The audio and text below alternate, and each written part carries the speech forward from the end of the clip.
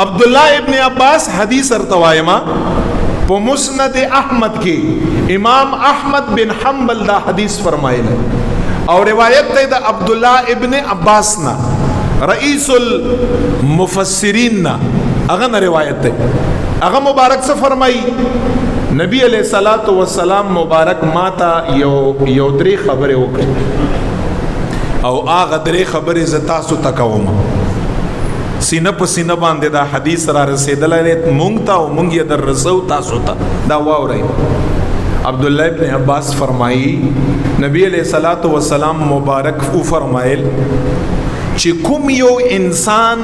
په مخلوقاتو کې خپل ځان معزز ګڼي یا غواړي چې زه معزز شم دا یې خوښي په مخلوقاتو کې خپل ځان معزز خوخی عزتمن یا خوخی او دا یا خوخی چې زه همیشه د پاره په انسانانو کې په معاشره کې معزز پاتې شم. نبی علیہ السلام عبداللہ ابن عباس ته فرمایي ته زما امت ته دا خبره ورسوه چې دغه انسان ته وایا چې کته دا غواړي چې زه په انسانانو کې معزز او عزت والا یم په خپل زړه کې د الله جل جلاله خوف پیدا کړه. یو خبر اداره ته وکړه خوف خدا د عربی یو کہاوت ته وی چې که په زندګۍ کې انسان مرشي کنا او موت راشي موت دا موت نه دی موت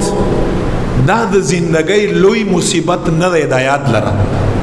مونږ تاسو ته لوی مصیبت ښکاري مرګ دا د ژوند لوی مصیبت نه دی بلکې مرګ دا د ژوند فطرت دی چې ژوند وی مرګ به وی دا فطرت دی دا لوی مصیبت دا نه دی مونږ تاسو ته ښکاري خو مرګ د ژوند دا لوی مصیبت نه دی بلکې دا د ژوند فطرت او طریقه ده چې حیات وی موت به وی دا خو روانه لیار ده. علما فرمای لوی مصیبت د ژوند سره لوی مصیبت چې هغه نه باندې مصیبت نشتا هغه دا دی چې ته ژوندای او ستا په زړه کې خوف خدا نه دا د ژوند ټولو نه لوی مصیبت دی.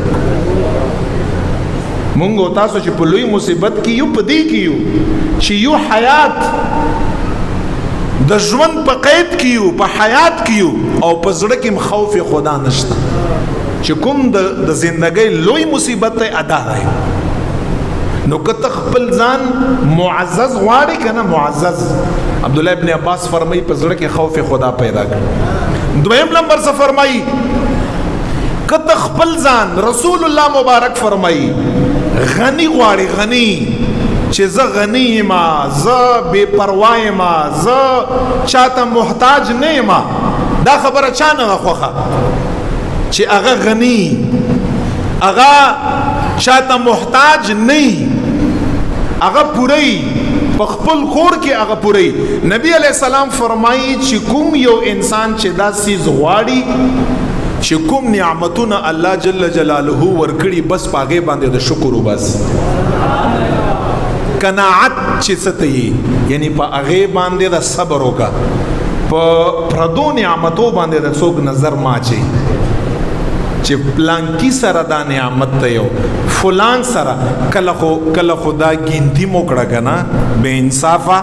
کله خدا سم وایا چې ما سره دا نعمت دی او ما سره دا نعمت دی کله خو انسان له پکار د چې دا ګینتی موکا دا خپل لګزان نعمتونه هم لک شمار کا کنه ولی تا سره دا تاسو ټول ناس دي پتا سو باندې الله تعالی څومره نعمتونه کړي کلم د خپل نعمتونو ګینتی کړي ته خو چې مصیبت راشي الله تعالی ته یادوي چې مصیبت راشي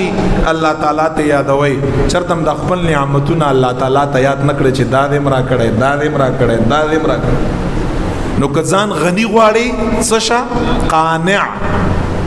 قانع څه په خپل نعمتونو باندې صبر وکړه بس دا ستاسو لپاره ډیر دي. الله خ تقسیم دی الله نه څوک خ تقسیم نشي کولای دا یاد ده. او دریم نمبر خبره څه ده اغم ټولی دنیا خوخه ده خو څوک یې کنه. عبد الله ابن عباس فرمایي نبی علیہ السلام راته فرمایل که څوک دا غواړي چې زه په ټول انسانیت کې طاقتور شم، طاقت والا، پاور والا، نډر، شجاع، بیباک، تکړه، دلیر، چې مونږ استاسو دا شی خوښ دی. رسول الله مبارک ګارنټي ورکړي څوک ځان طاقتور غواړي چې زه دا ټول دا شجاعیت او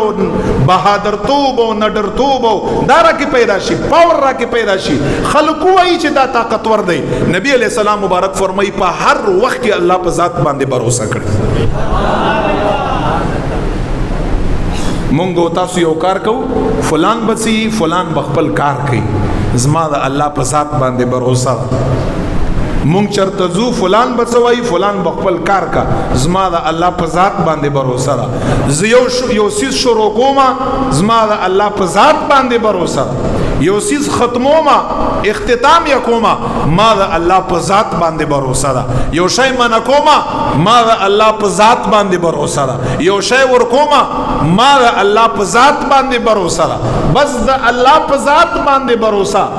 رسول کریم آقا علیہ السلام فرمائی دا انسان د دنیا د ټولو طاقتور انسان دی.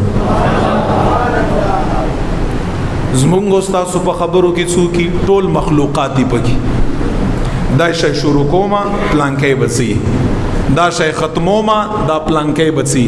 دا ورکوما ور یکړم کنه یری پلانکی بچي، او دا چې منکوما افلان بس. انسانیت پورین خطی ذلیل او خار. نن دا مسلمان نیک کار در تخکاری، دین کار در تخکاری، په خپل رب باندې باور وو. په مشکل کې پر رب باندې کوم ذات چې ستا په تکلیف کې اچي دا باور وکړه چې دغه ذات ما دغه تکلیف نه ایستای شي. دا د حضور علیه الصلاۃ والسلام دا درې هغه ملغلرې خبرې دي چې مونږ او تا کې دا موجود وي. دا درې خبرې به زما او پتا کې موجود. ته د دنیا طاقتور سړی